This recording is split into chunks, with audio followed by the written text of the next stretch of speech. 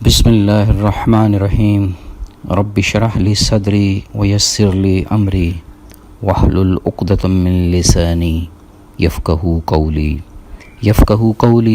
رب زدنی علما۔ Quranic reflection میں آج 28ویں سورت القصص پر بات ہوگی۔ ڈیوائن ایڈوائس کا نام دیا ہے میں نے اس صورت کو۔ مکی صورت ہے، 88 آیات اور 9 رکوع پر مشتمل ہے۔ القصص قصہ کی جمع ہے جس کا ذکر آیت نمبر 25 میں کیا گیا ہے۔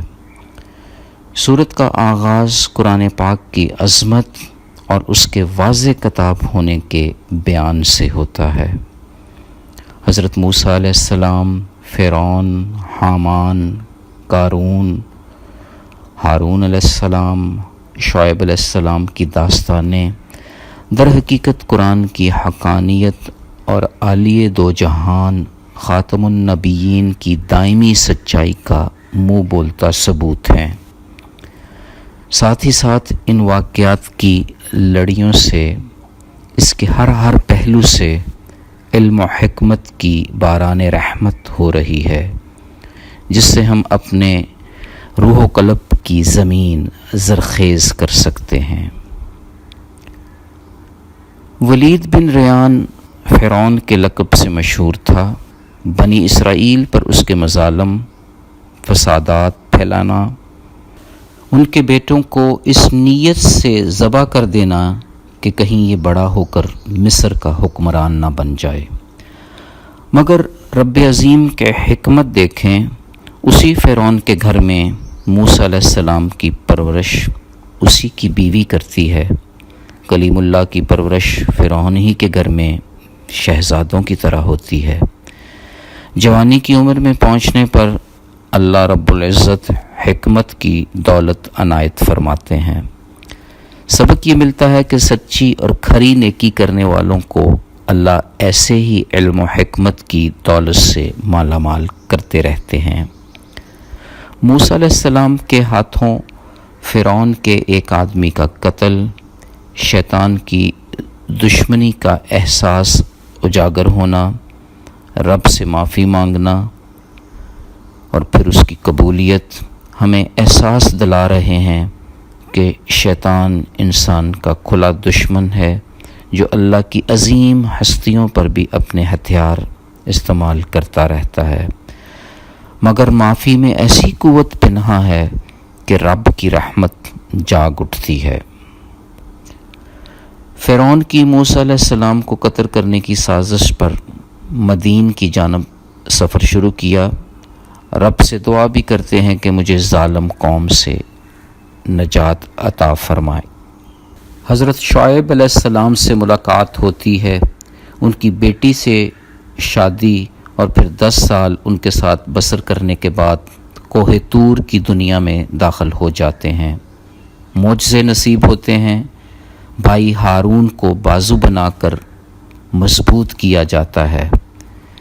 یوں رب کی رحمت سے فرعون کے خدائی دعوے کے آگے سیسا پلائی دیوار بن جاتے ہیں، حتیٰ کہ فرعون اور اس کے پجاریوں کو عذاب الہی اپنی لپیٹ میں لے لیتا ہے۔ تمام الہامی کتابوں کی مانند حضرت موسیٰ علیہ السلام پر اترنے والی کتاب تورات نصیحتوں کا مجموعہ، ہدایت کا ذریعہ اور رحمت تھی۔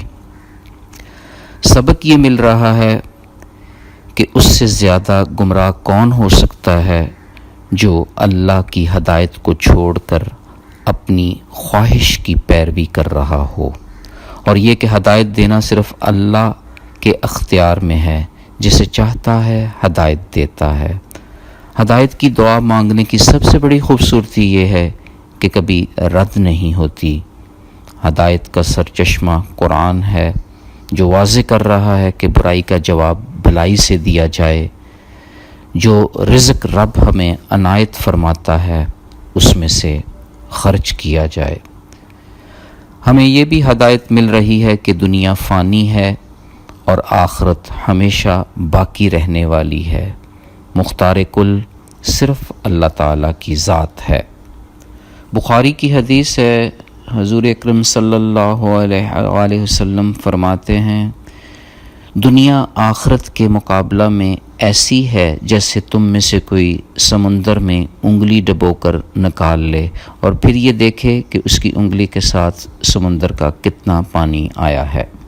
اس صورت میں قارون کے خزانے، اس کی بغاوت اور پھر عبرتناک انجام یہ سبق فراہم کر رہے ہیں کہ اللہ رب العزت اپنے بندوں میں سے جس کے لیے چاہتا ہے رزق وسیع کر دیتا ہے، اور سب سے بڑھیا رزق علم و ہدایت ہے، کیونکہ اگر یہ نہ ہو تو انسان کے بھٹکنے کے چانسز ہوتے ہیں۔